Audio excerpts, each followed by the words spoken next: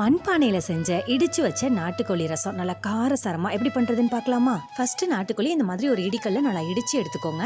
அதுக்கப்புறமா கல்ல நல்லா வாஷ் பண்ணிட்டு ஒரு ஸ்பூன் மிளகு, சீரகம், சோம்பு அதையுமே தட்டி எடுத்து ஓரமா வச்சுக்கலாம். 7-8 சின்ன வெங்காயத்தோட ஒரே ஒரு பச்சை மிளகாய் சேர்த்துட்டு நல்லா அதையுமே தட்டி எடுத்து ஓரமா வச்சுக்கோங்க. இப்போ ஒரு மண் சட்டியில 2 ஸ்பூன் அளவுக்கு நல்லெண்ணெய், கொஞ்சமா கடுகு, கருவேப்பிலை, அது கூடவே தட்டி வச்சிருக்க வெங்காயம், பச்சை மிளகாய் சேர்த்து நல்லா வதங்கினதுக்கு அப்புறமா 4-5 பூண்டு தோலோட அதையுமே தட்டி எடுத்து சேர்த்துக்கோங்க.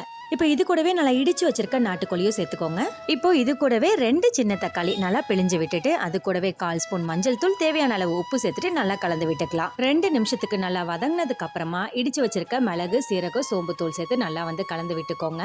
இது கூடவே நாட்டுக்கோழி வேகிறதுக்கு தேவையான அளவு தண்ணி சேர்த்துட்டு ஒரு 1/2 அன் ஹவர் அப்படியே மூடி வச்சிருங்க. நாட்டுக்கோழி நல்லா வெந்ததுக்கு அப்புறமா ஃபைனலா 1/4 ஸ்பூன் கரம் மசாலா, கொஞ்சமா மல்லி இலை தூவி இறக்கிடலாம். நெக்ஸ்ட் டைம் நாட்டுக்கோழி வாங்கினீங்கன்னா மறக்காம இந்த இடிச்ச ரசத்தை ட்ரை பண்ணி பார்த்துட்டு எப்படி இருந்ததுன்னு மறக்காம கமெண்ட்ல சொல்லுங்க.